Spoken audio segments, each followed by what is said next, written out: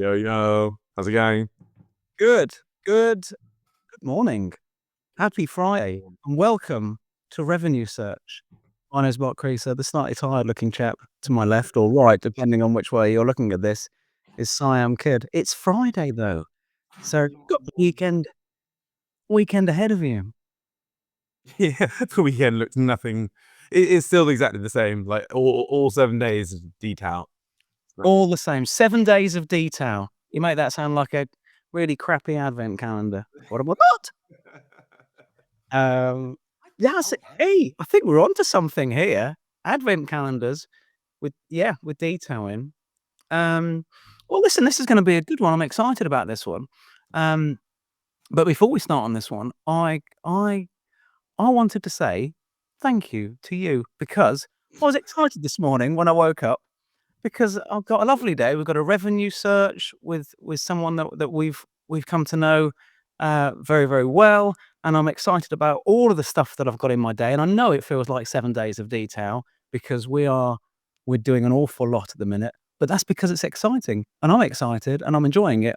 And I'll be honest, that's down to you because it was about this time last year when I saw a post from you saying, I've launched a fund and I thought I'll invest in that fund. And I thought that's going to be a lovely hands-off investment. I'm investing in the fund because Sam's going to take care of it all for me.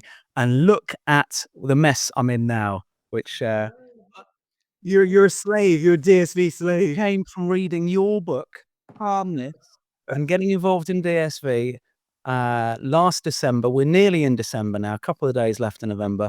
But yeah, so I was super psyched this morning, and I thought it was a nice time to mention it because we're going right back to our roots on this morning's call.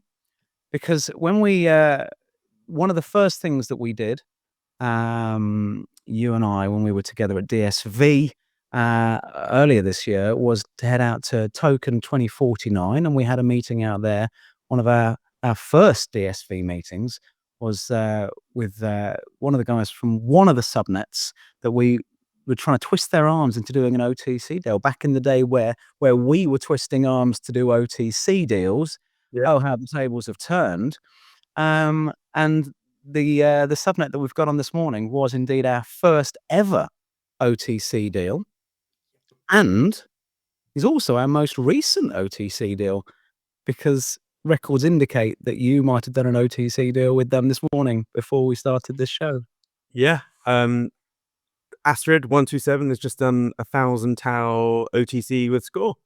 So yeah, all is good. And he is literally the best French person on the planet, or is my favorite French person. Your favorite French person, one of my top 7 favorite French people. I'm going to bring it in to the room. It is Max Sebti from 44 Score.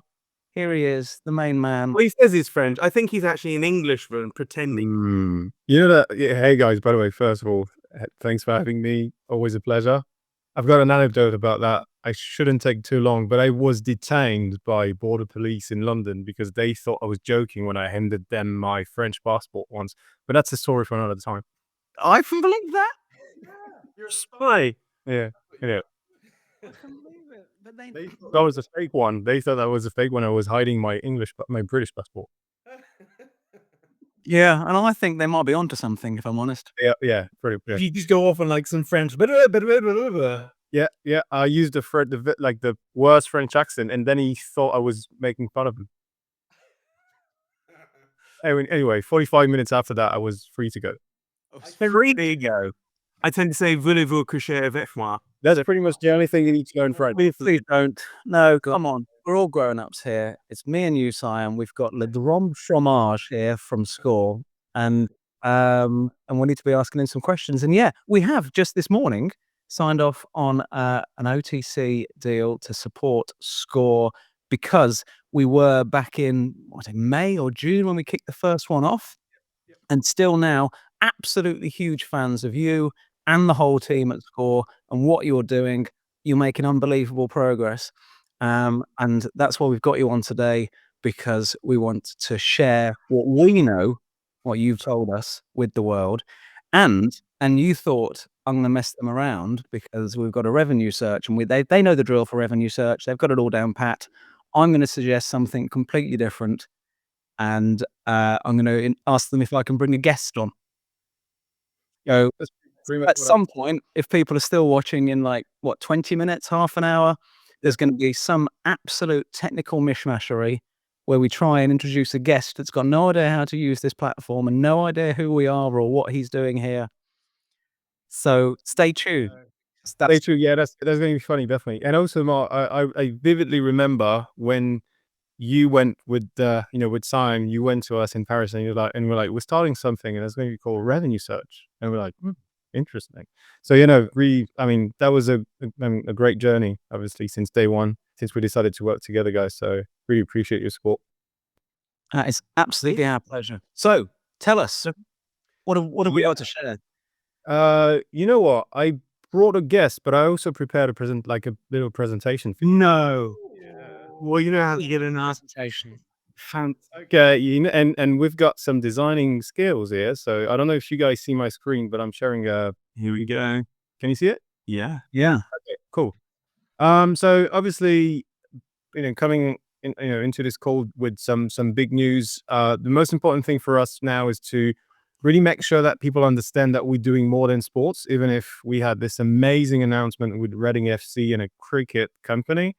And the reason we want people to understand that we're doing more than sports is just because it opens up a lot of new opportunities from a tech perspective. But obviously from a Subnet perspective, but from a tech perspective, is actually fascinating. So our journey was quite interesting. To some of us, we were working already in machine learning, in finance. We were setting up competitions for banks, hedge funds, yada, yada, yada. We thought we would be able to bring the same approach in the world of sports. So as you know, guys, we started with a complete different setup, realized that wasn't good enough, yada, yada, yada, moved to computer vision. And we wanted to double down on our niche. So we wanted to make sure we would get an edge for our partners back then in sports. And by keeping working in computer vision, we realized that actually the problem was way bigger. And recently, probably a couple of months ago, we had another great conversation with Jacob and other people around Score, but also in computer vision in general. And we thought we should be more ambitious, and we should try to build an incentive mechanism that will solve more problems than just data annotation or sports intelligence, so to speak. So I know that people know us, for being very active in football, but that's something now we're going out with. We're doing way more than sports. And the only way we managed to go beyond sports was to build a new incentive mechanism. And this new incentive mechanism is exciting for different reasons. The first reason is we're working to solve one of the biggest problems in computer vision, which is the lack of ground truth. Because when you want to validate something around footage, you kind of need to know what's real, what's not real, what's good, what's great. And this was one of our main blockers. Even when we were just focusing on football, it was really hard for us to separate what was good from great. And we came back with something quite interesting, because we decided to actually leverage existing computer vision models, and we call them VLMs. So recently Meta launched SAM3, for instance. I'm pretty sure that you guys came across some content generated with SAM3. So we use the best VLM models, pretty much like other subnet do. So we use other people's money and R&D to generate what we call a pseudo-ground-truth. So it's ground truth generated through VLMs. And then starting from there, we kind of set the benchmark for miners to compete against this pseudo-ground-truth. By doing this, we actually unlocked something quite interesting and kind of crazy if you think about it, which means that you could now, and obviously in a few weeks, I'm going to talk about that a bit later. You could think about, a world where our subnet could just get a video from anything or a picture from any verticals, any industries, no matter, not really important. Get it, processed and we would extract ground truth from this image. So then we could ask miners to build models that could be applied to the whole industry based on this pseudo ground truth without any human in the loop. So that was quite exciting. And by the way, guys, if you want to interrupt, ask questions, I'm happy about it. We can make it a conversation. I don't want to make it like a monologue. But yeah, so quite interesting points. We've managed to find ground truth even when we couldn't find ground truth, and we had to solve another problem which was more commercial. I'll talk about it a bit later. But most of the time in computer vision, you don't have ground truth. You don't have access to ground truth, but you also don't have access to a benchmark, and that was quite tricky because in football we had this cool thing, this thing called Subnet, which is cool. But in other industries, video operations are sensitive. It's critical to their businesses, so they don't have any upsides, with sharing benchmark or telling you what they're trying to achieve. So you gotta manage to tackle both. But the first part was looking around the validation mechanism. The competition then is quite interesting because by doing this, by finding a way to set up a pseudo ground truth, we actually reduce the attack vectors quite a lot. I'm sorry, the cleaners at the gate. I've got to go. Carry on. Sorry. So actually by doing this, we reduced the room for attacks quite a lot, because our previous state was fragile, I would say. We would trust miners to kind of bring ground truth with them. We would like, it was more kind of a trust me bro approach, which wasn't good enough, obviously. Now it's impossible for the miners to game what's good, what's great, what's really useful, what's not. And we moved on with something that was also quite interesting, which was that if we have a base model coming from us, as you know, as the base model, if we have a base model that's actually quite good, as long as a miner can't be better than the base model, for instance, they can't be rewarded for their work. So we've completely revamped and reassessed our approach, where we were like, we want people to build small expert models based on a core that can actually scale as we bring new data on the subnet. Does that make sense?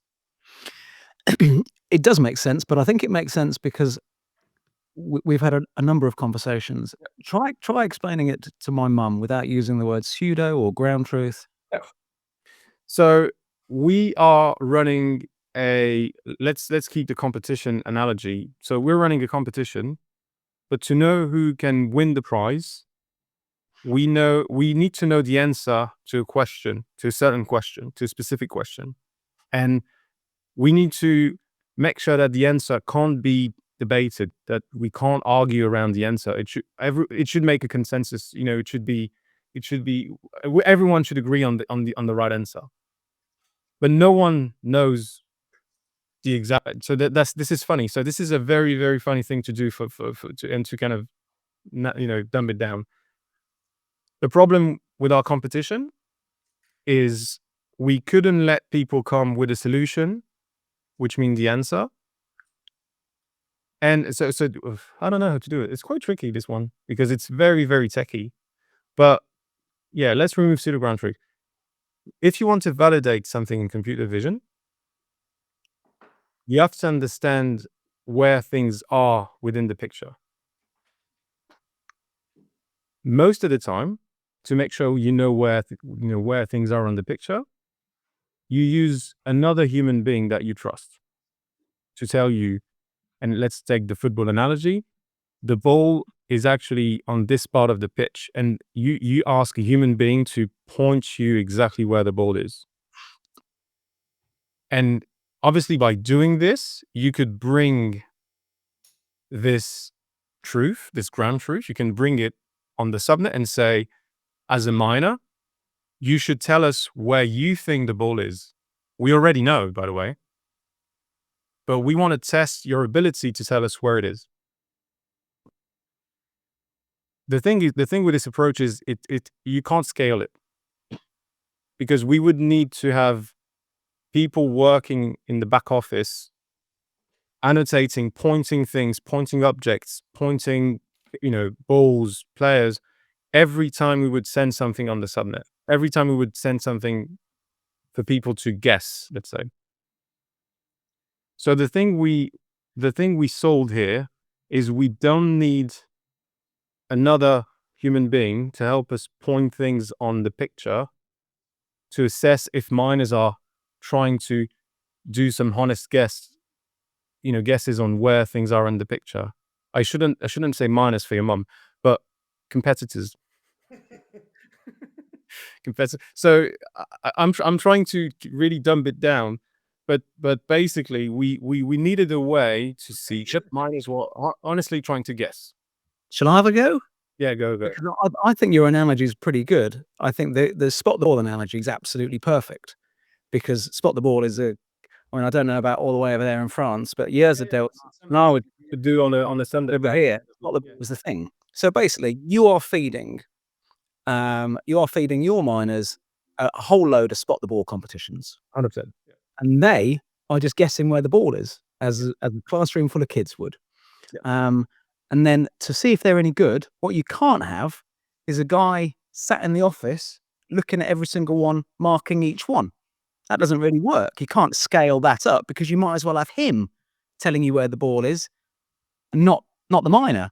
So you have developed this kind of consensus by network mechanism that takes Jeff out of the system, and now you've got something that's entirely scalable, because through consensus where the ball is. Therefore, you can score all of the miners on their accuracy.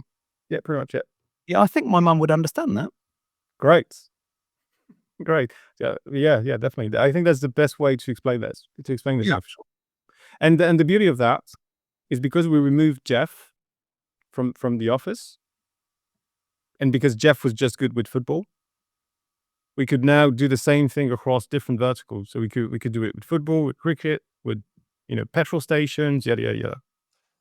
Yeah, what you have another of AI? Football in petrol station footage. You mean the link between the two? Or no, like, so in a football match, you're playing spot the ball, or if you're looking, if Score was looking at CCTV footage on a petrol forecourt, what is the ground truth that you need to know for that? So this is the other part of the conversation. I should probably go onto the next slide. But so when you know how to generate this pseudo-ground-truth, you also need to know what's the actual goal. What's your target? What you're trying to achieve. So in football, it's quite simple, because it's all about performance, let's say, or recruitment. In other industries, and in this case, petrol forecourts, what they're trying to achieve is they're deploying fully automated stations, and what they're trying to achieve is that they're trying to reduce the time from something bad happening, like someone breaking in, or completely leaving without paying, whatever, to their ability to act, to take a decision on what happened. So the other problem we had to work on, and that was actually even harder than the first one, was to work with a lot of different people in a lot of different verticals to understand what are the industry benchmarks. So in football, we know we're trying to be better at, game reconstruction, for instance. It's quite common. For the other customer, then what they need us to do is completely different, and therefore we need to find a benchmark, and we need to train our models on something completely private. So the thing that I wanted to talk about today is that we've actually solved two things. One is highly technical, and the other one is more about how you approach the market. I don't know if that makes sense, but I can repeat myself if not. I mean, carry on going, and then we'll see what the context says. Okay. So two things, and because you guys had a lot of revenue search sessions, that in AI, what we like to do is to do benchmark, and we like to go and say, my model is smarter than the other model, yada yada yada. the problem we had with computer vision is it's not just about being smarter. It's about actually helping a specific client to automate something or to streamline some operations. So we had to do two things. We had to, and I'm showing you the football benchmark just to kind of give you a rough idea, but we had to do two things. We had to say, let's find a way to scale so we could help more people. But that was technical. That was the first part of our conversation. But also let's find a way to be relevant to those people that we're trying to help. Problem we had to face, and that's the reason why we introduced like the 60-day trial. The problem we had to face is that for every single vertical, you'll find benchmarks that are actually internal benchmarks and that you could only try to compete against if you have access to private data. Because other LLMs, for instance, are trained on publicly available data, on data that you can find all over the internet. The problem we had is we had to access to private data to then see if our approach with the pseudo-ground-truth was bringing value to our potential client. Does that make sense, or am I speaking French? No, you need a good benchmark. Otherwise, you've got no idea whether you're adding value. Yeah, 100%. And in our case, in computer vision, most of benchmarks are internal. Yeah. That's pretty much it. So in football, for instance, the new incentive mechanism brought quite of an exciting thing on the subnet.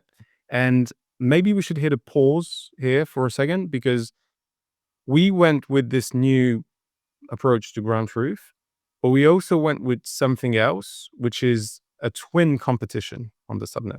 Ooh, like it's new. On one end, we have an open competition, 100% public, open source. You can go on Hugging Face. You would find the models from the miners. They're hosted on Hugging Face. Miners are doing inference on shoots. Everything is public. Everything, you can track everything. And we made this decision because we wanted to show that Score was pushing for state-of-the-art computer vision.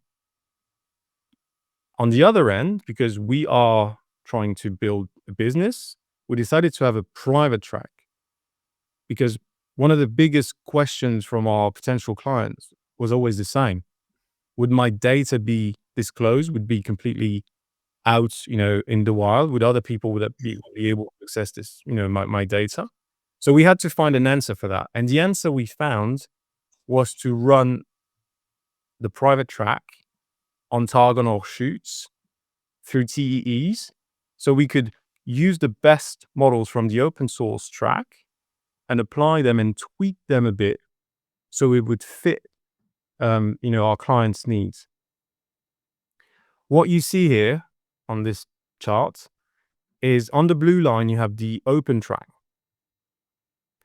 On the red line, you have the private track. And the yellow line is Jeff. Actually, Jeff is a Premier League coach. So the yellow line in football is actually the gold standard. No one on the planet could do better than this yellow line. And it's at 79%. Why is the human bad? Why is the human so bad? Because there's way too many things moving around. And if you check the kind of web, on the right, there's actually 6-7 different metrics you need to track. Okay. And it's almost impossible to be better than, it is impossible to be better than the yellow line for all human beings. I'm pretty sure that's going to be possible for the blue line to cross the yellow one. Yeah, But, let's rebrand the yellow line, because it's so close, to the gold line, because Gold it looks. And you're talking about a gold standard. gold line. It's just easier for everyone to understand if you say that's the gold line. Gold line, gold standards, and if you approach this line, you would actually just be almost as perfect as you can be in football. Yeah. So the beautiful thing about this twin competition is, as you can see, the private track was good, way better than the blue one, up until miners realized that they could show their dominance by first starting pushing better models on on the open one, so they could be then pushed to the private track. And what we've seen recently is that the open track has completely took the advantage and is moving towards the goal line.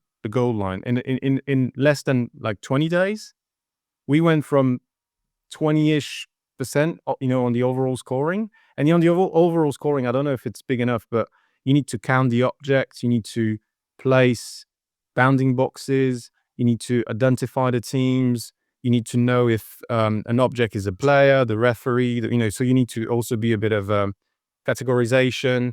You need to track things in a stable way. So there's a lot of work actually to be done.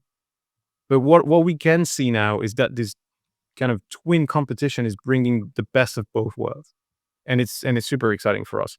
So this is also what obviously gave us like a strong confidence in moving to this new mechanism. And just for people to realize, and then I'll move on to another thing, or maybe let you guys ask questions. The best version of our previous subnet was the red line. Well, that's very impressive progress in a very, very short period of time. Yeah. So that's it. So, like, just long story short, new incentive mechanism allowing us to scale across lots of different verticals. Open source track where you guys, anyone could verify, check, see that we're not trying to be cute, see that we're really trying to push the state of the art. Private track where we can onboard clients, they can be sharing data with us in a secure environment, and hopefully all the value or most of the value flowing back into the subnet. Yep. Good progress. How many slides have you got here? Because I'm aware that your surprise guest has. Yeah, so that I think that's a good segue, because I was about to talk. I was just about to talk about clients. So if we can get Nathan here, would be good. Wow. Hi, how are we doing? Yes, we're very well. Thank you, Nathan. We're just playing a quick game of whatever that was. And now's allowing passes that everyone's in the right place. Thank you so much for joining us. Max, do you want to introduce Nathan? Yeah, definitely. So Nathan Leamon, I'm pretty sure Nathan, you'll do like an intro as well. But we met through someone who's working with us, Nick Compton, a former cricket player, and also Ali Tareen. We started talking about data analytics in cricket. We shared with Nathan a lot of what we did in football, and we started to think together about what we could do as Score, how we could help. And then Nathan founded his own company with Ali Tareen called Cards, and then they joined our program, the 60-day trial thing, and became clients of ours. So we shot a great video with Nathan last week in London. It was cold, like freezing. We were at the Lords. There's also another backstory around that, but we didn't touch on it. and yeah, no, I'm pretty excited to bring Nathan in so he could tell you more about what Card are doing with Score. Wow, this is the first client Subnet has ever brought on to Revenue Search. So thank you for being here, Nathan. Excellent. Well, I'll try and make it worthwhile. So I'll do it again. So my background is in sports analysis. I've worked there for 15 years or so. I started with the England cricket team, worked with them from 2009 through to 2022. I also have a role at the IPL with Kolkata Knight Riders, where I'm their strategy consultant, and also at the PSL in Pakistan with Multan Sultans, which is where I met Ali Tareen, who Max has already mentioned.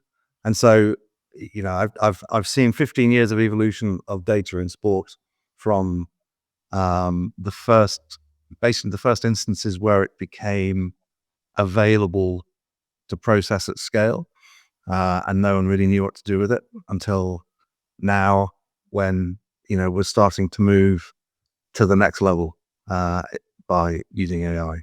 So that's the quick potted history. So what made you choose Score as a supplier compared to other solutions? Well, we were aware of what they'd done in football, and the way that they operate, obviously with a a diffuse network or community of developers, seemed to allow us to move quicker and more agilely than I'd had experience of working with sort of big tech companies before in development projects. And it gets quite cumbersome. And then the person that you're working with leaves and you feel like you're starting from scratch again.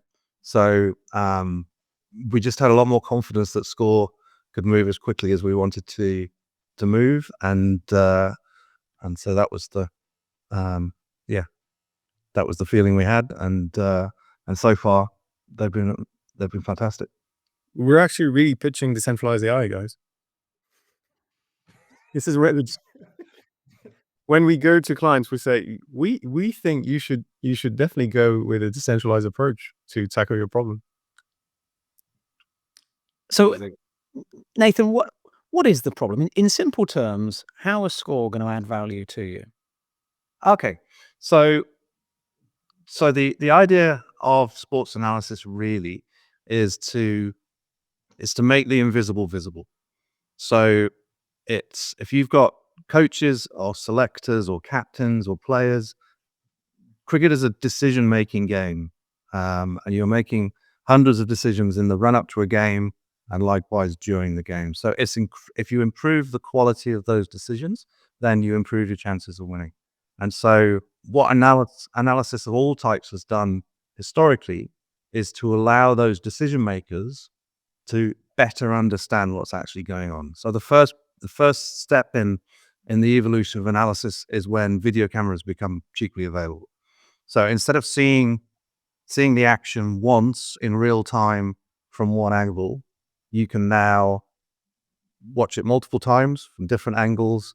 You can freeze frame, you can zoom in, you can slow it down. And so these actions that happen in a split second, you can take those and really break down what's actually going on and see things that you can't see with the naked eye. Likewise, you can take these disaggregated events that happen over days and watch them, multiple times. You can watch a rugby match, say, and you can watch it multiple times. So you're not jumping from player to player. You can actually determine exactly what's happened, how many rucks have happened, how many tackles have happened, who's done what, in a way that you can't when you watch it all at once. And that doesn't make the decisions for you. It doesn't tell you who to pick. It doesn't tell you which tactics to employ. But it means that your choice of those things is better because you better understand what's actually going on. Data does the same thing. When data became available, it allowed us to do the same thing and in terms of spotting patterns over large groups of games. So cricket, often a very slow game. And so you can process hundreds of thousands of balls of cricket history very, very quickly if you have the data for those balls in a way that you can't by watching them. And even if you do watch them, your memory isn't good enough to spot the sorts of patterns that we can see by looking at the data. So you've had this situation in analysis and decision making in sport where you're basically operating in one of two buckets.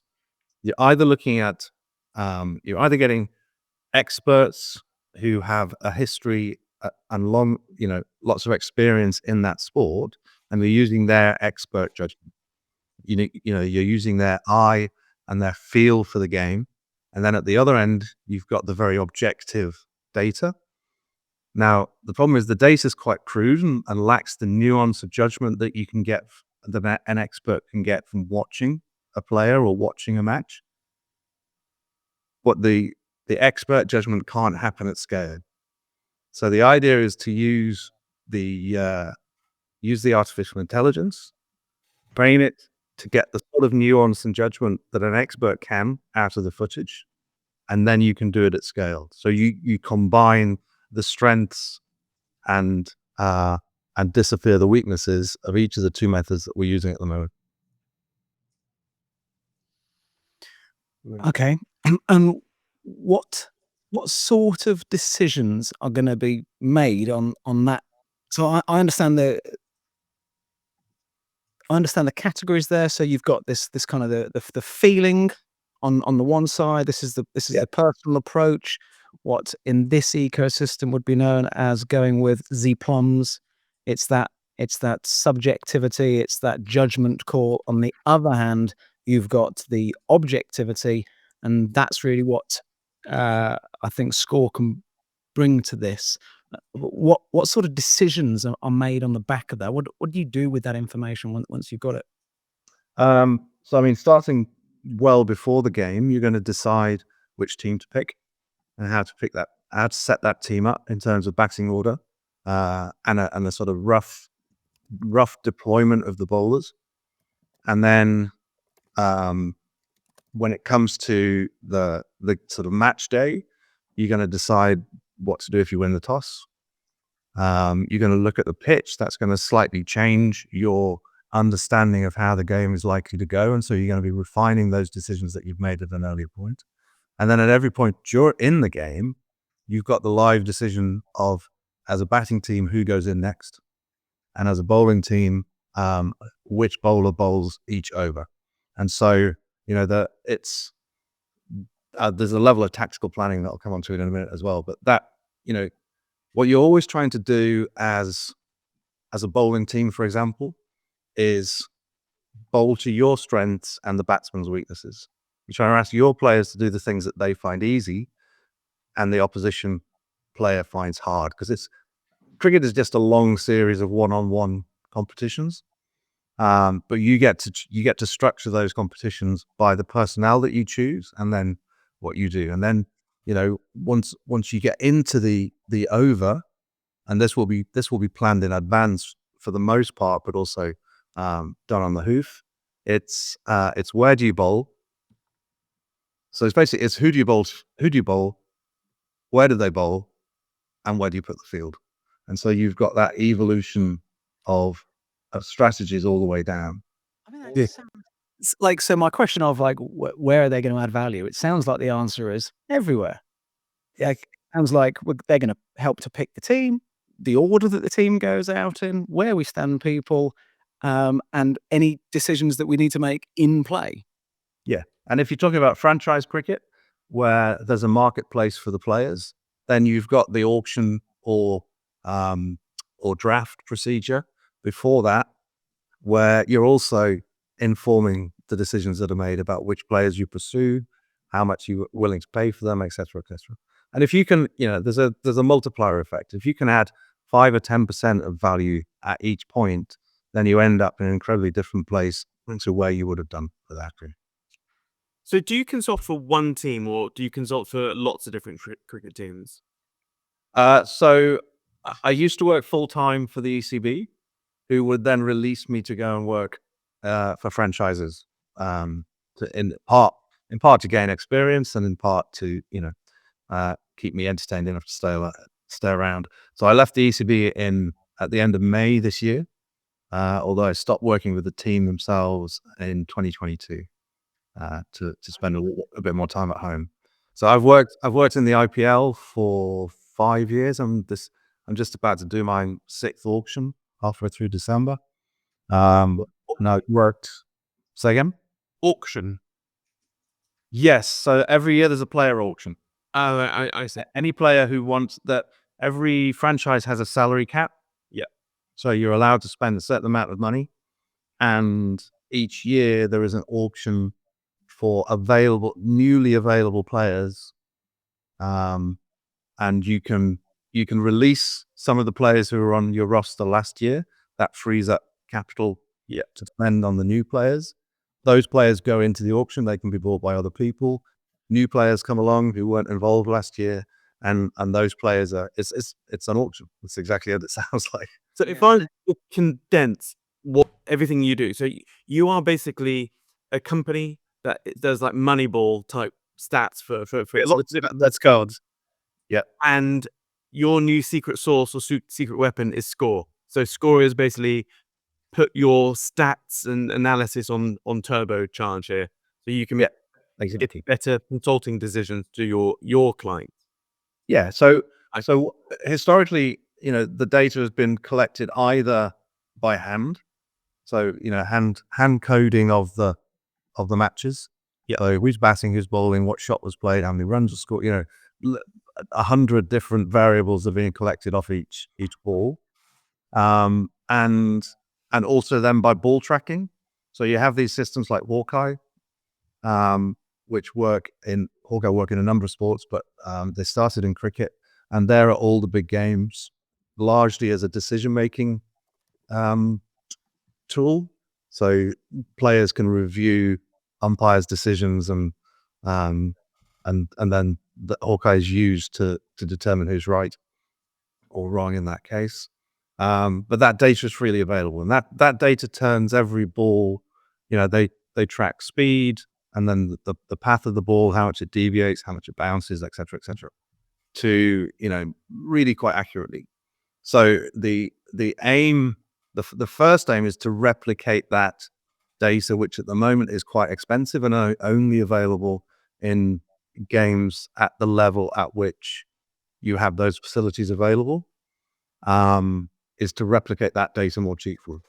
Then it's to go to the next level and add a whole new level of data and information that at the moment isn't collected, but can be collected with the sort of vision AI that we're talking about. Okay, so could you, with a lot of the younger teams out there that are doing practices or games, are they being videoed as well? Yeah. So could you, is that repository of data, like video footage, open to the public? A lot of it is.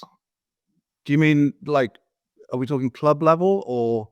I don't know. I was just thinking, like, if there's like, if you're helping consult in choosing players for teams and who to buy, who to not buy, etc.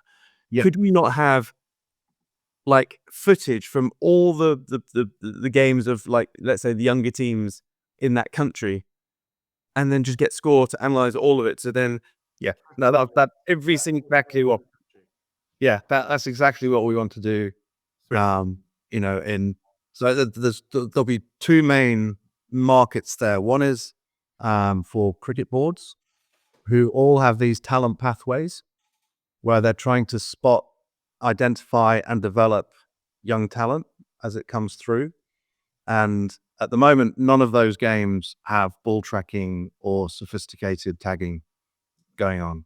So similarly, if you go to India, the IPL is the richest league in cricket, but the next tier down in India doesn't have any ball tracking or anything like that. So it's the ability to do, Hawkeye is 6 cameras out to be involved and have to be set up in the stadium, and they cost 50,000 plus per match.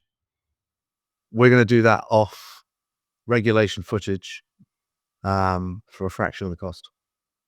What does regulation footage mean? How many cameras does the Score system need to give you the information that you value? Well, I mean, the accuracy will vary with how many cameras, but one camera set up correctly in the normal place is good enough. Because the next question I was going to ask was, what's the alternative to Score and what's the cost for that? But I feel like you partially answered it there with Hawkeye, and that's 6 cameras precisely set up. At what cost? I think it's £50,000 a match. 50,000 paid by per match.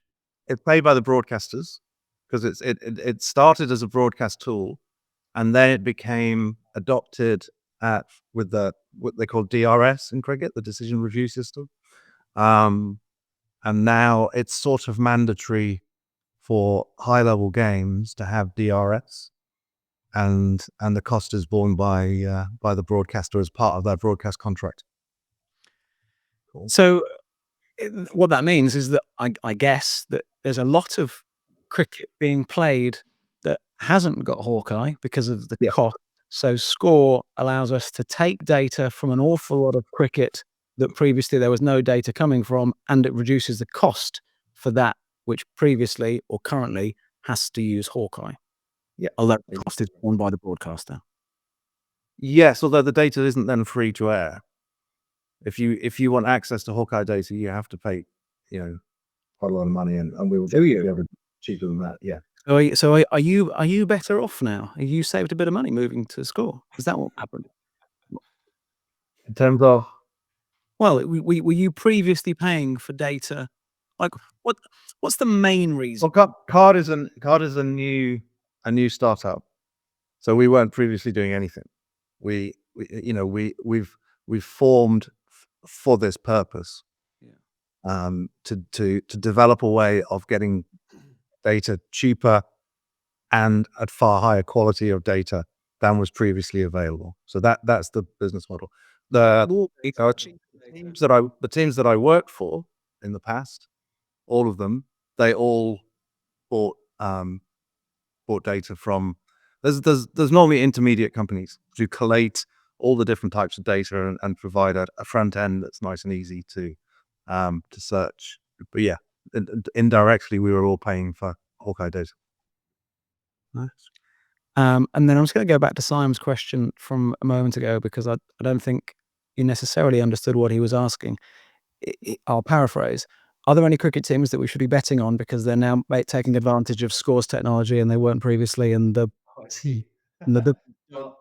advantage? I have some over the paper every year that says that I'm not allowed to give any information about anything that might be used in gambling. So This is going to be an advantage, isn't it? As you say, there's 5% here, there's a couple of percentage points there, there's a bit of an advantage here. So across the piece, embracing this technology will allow a team to move forwards much faster than people that don't embrace that technology. yes, definitely. And the nice thing about cricket is that in franchise cricket at any rate, that all the franchise leagues are set up so that the teams are on an even footing. So there's no Manchester City spending 10 times as much as the teams in the bottom of the league. So it's much easier to see who's using the information well in cricket leagues, because everyone's got the same amount of money and the same constraints. Fantastic. Any more questions from you, Siam, while we've got Nathan? No, all good. No. Nathan, did you know that Max is actually French? I did. Did you? Yeah. It's hard to tell, isn't it, sometimes? Very hard to tell. There's like, once there's 2 or 3 words that you spot, aren't there? Which words have you spotted? I spotted a couple. Oh my God. I can't remember it. You were saying something the other day, and I could hear the French, but only knowing that he was French. It's 2, but I feel like if I say them, then Max will then just repeat the way that I say it. 100%. Every time someone is telling me this, I try. I'm going to put them into the chat, Max. You see if you can say these words. What have you got? Talk about score mark and navigation. Crazy. See those words in the chat, Max? Let me check. Is it on the private chat? Oh, Mark just Yeah, got rid of Mark. No, I didn't. worries. Oh, Mark's back. Okay. I don't know. I don't see any words on the private chat. Let's get back to track. You have a slide that said revenue. Yeah, revenue found. So I don't know if Nathan, maybe you. I think this. Thank you and goodbye to Nathan. Nathan, we really appreciate having you as our guest. Thank you so much. Thank you. So yeah, so let me go back to my presentation. He was good. I like Nathan. Nathan is he's a legend. Way smarter than I would ever be. Just share your screen, buddy. Yep, sharing my screen. So revenue found. So as you heard from Nathan, so it's always the same problem. And what we realized is computer vision is in a phase where if you just bring a bit more visual intelligence to existing organizations, or as in cricket teams, or petroleum companies or whatever, you would actually increase their performance quite a lot. So the reason I'm asking this question, it's an open question, is because we've been working around the process and we've been pretty vocal about the process. And I'm also, I'm sharing a bit of alpha here because I've added some images that I didn't talk about online. But we started to have the same approach we had with Nathan, the same approach we had with Reading. We started to have the same approach with other companies in other verticals. And we realized that the moment you have access to a first partner or client, you then get access to private information, private data, but most importantly, expertise. And when you get to the expert level with this approach we have on the subnet, then you can actually attack the whole vertical. So we just realized that instead of trying hard to go, deeper and deeper in football, we could actually start a lot of different trial periods with different entities to bring more data on the subnet, show them quite quickly that we could be way better than what they do, turn them into paying clients, and then with them or without them, depending on the agreement, allow anyone else to come and use the expert model we would have trained on different type of data. Could be fruits, as you can see on the left. So we're going to announce it, but we're going to work with a fruit company, one of the largest one in Africa, petrol stations, a car wash companies, retail companies, tennis companies, you name it. It's always the same replicable approach where you get private data, expertise, you get the miners to train on the expertise, and then you can scale. I have to ask, I get the fruit stuff, looking for good and bad apples, wonky fruit and all that. What on earth would a car wash need Score for? Super simple. So most of the time they have problems with the way the water cycle. So sometimes, by the way, just taking a step back, we live in a world where everything is going to be automated. So there's a lot of companies actually that are installing new venues, whatever, and everything is operated through cameras. So it's already happening. We're not trying to force them to put cameras there. The problem they have, could be car wash, could be whatever, is the delay that it takes them to realize that something bad happened. This is always the same thing. So if you take a car wash, for instance, there's a lot of cases where a car would literally run into the car wash, break everything inside the car wash station, and it would take another human being to go and try to wash their car to call and by the way, it would take another human being that would be happy to talk to someone and tell them that their car wash is actually broken. So sometimes you get to a situation where you wait a couple of days, anyone telling you that something happened. So it's just allowing them to make better decisions quicker. In sports, obviously, it's in the seconds. In other industries, it could be in minutes or something like that. Some internal benchmarks are crazy. Sometimes it takes them 8, 24, 48 hours before noticing anything. Okay, so let's put it this way. People like to mentally pigeonhole what a subnet does, etc. And now where you're going is very broad. So I guess anything, any video footage or any form of video, Score can derive intelligence from. Yeah. Regardless of the sector. 100%. And the way we do this is because we managed to fire Jeff.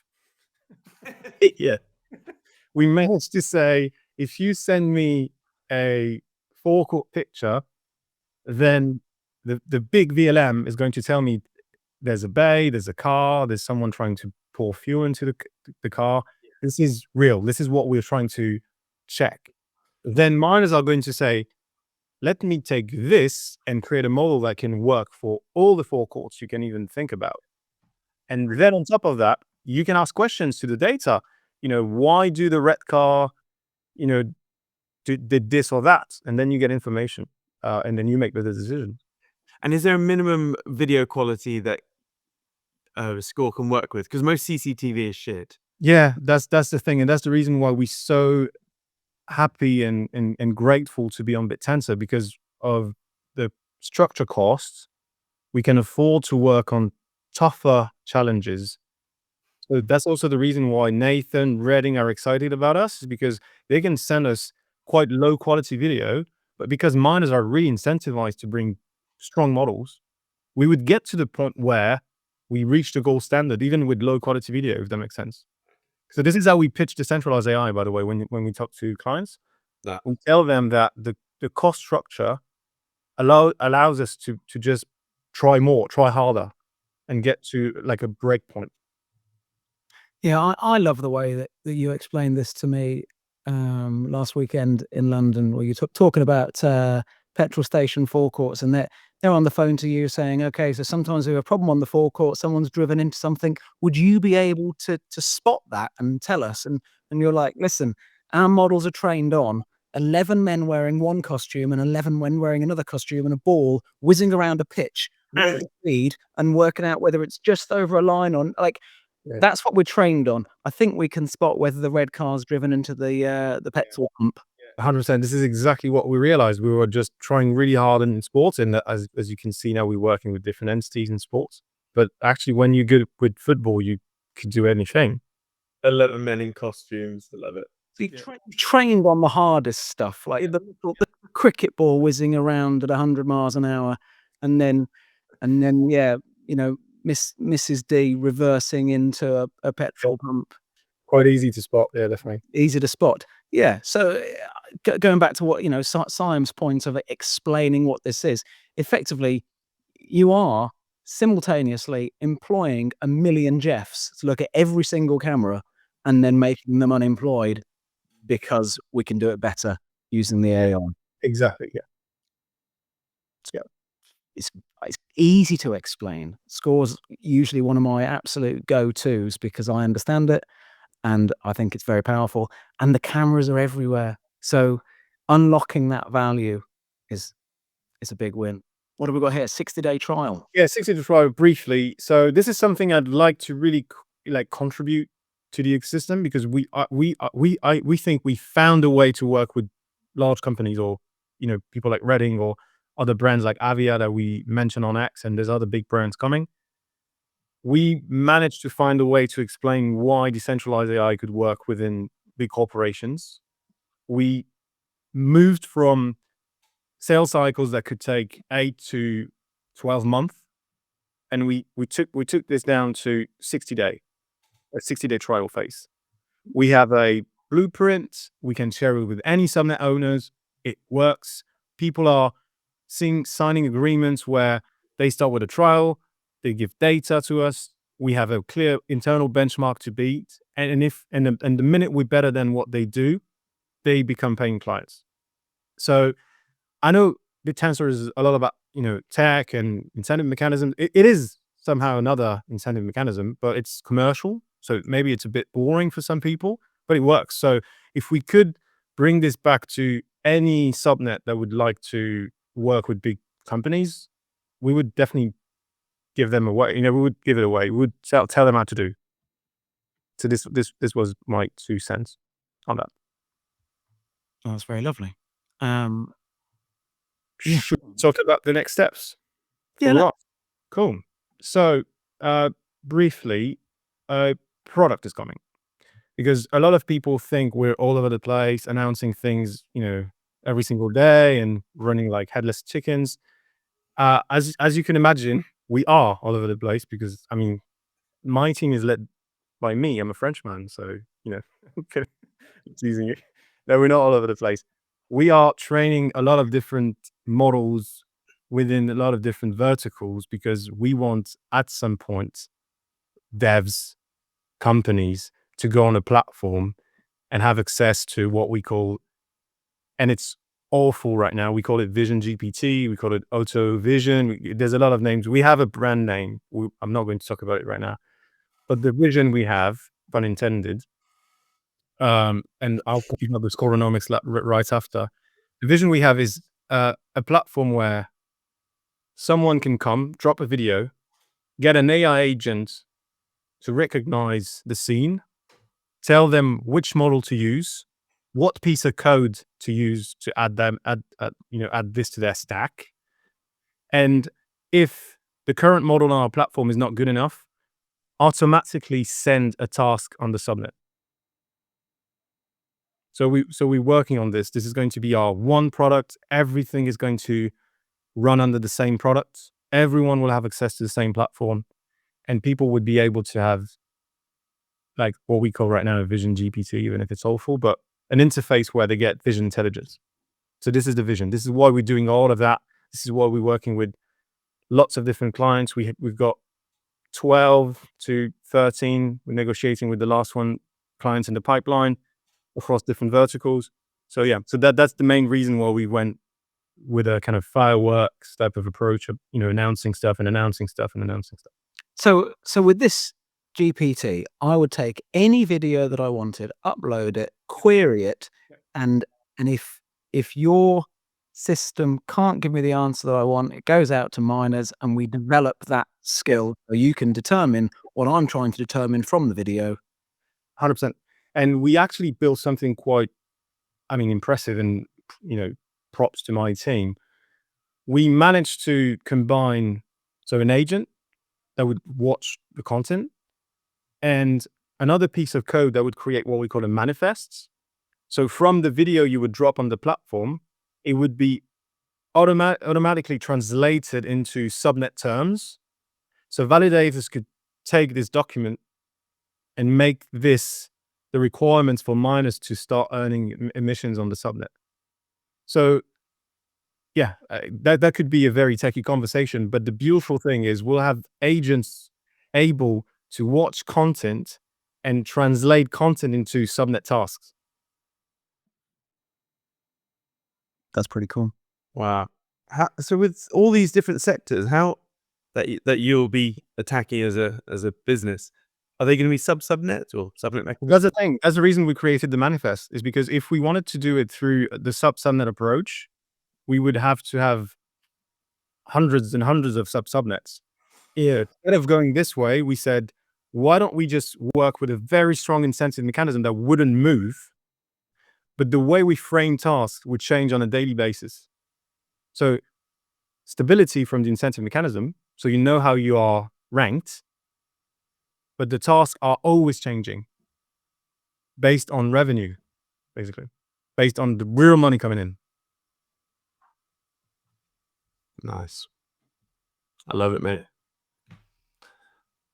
And this is pretty much the scoronomics. I was just trying to, go with something new. Mog created alphanomics. I wanted him to take the piss a bit. So I was like, let's go more.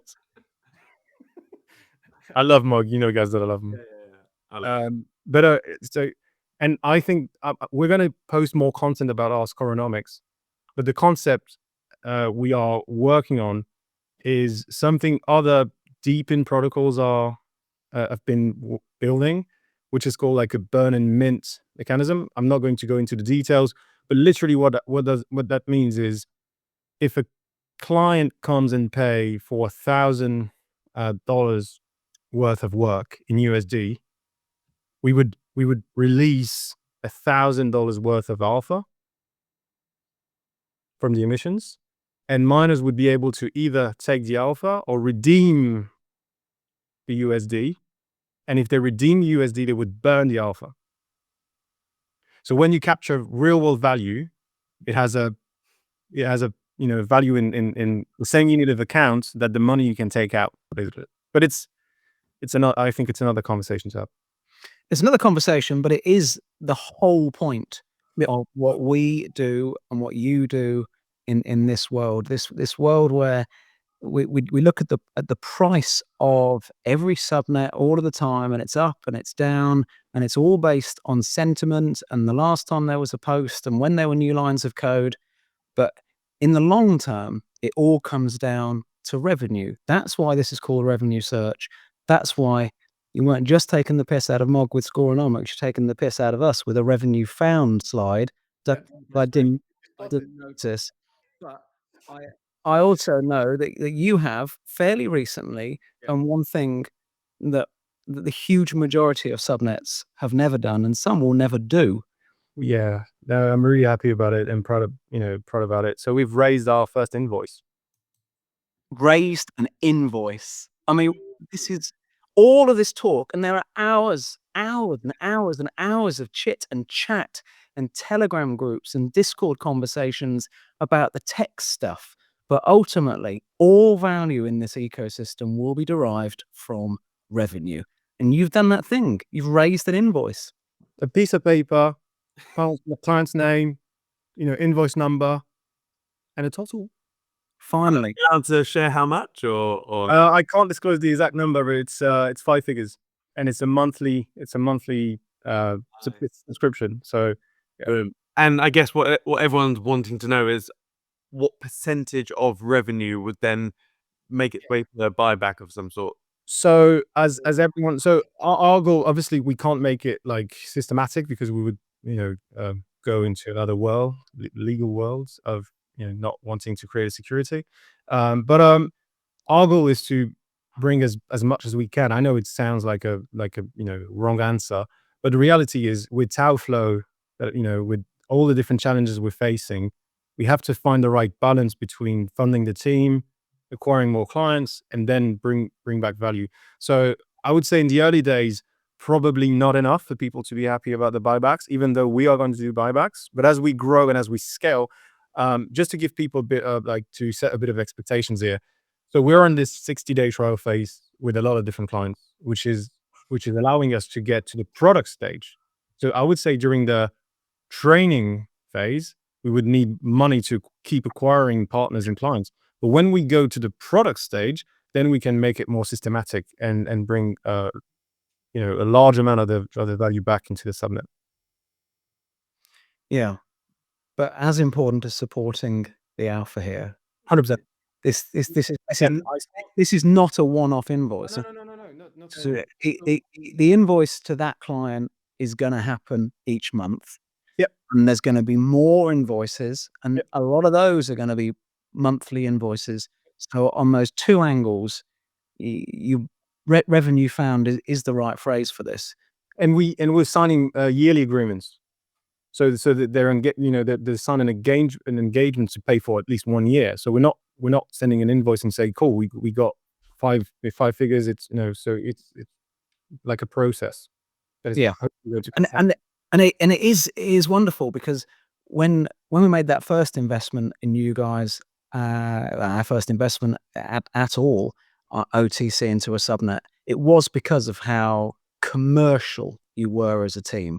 Not just got the tech side of things nailed, but you got that proper commercial experience, and you knew that you were going to build something that was going to have value to the market, and you knew how to do that. And we're on the cusp of it now. You've got that first invoice out, and I just know that what you've got here is not a tech company. It is a proper business. You're not worried about the stuff that most subnets are spending their time on here.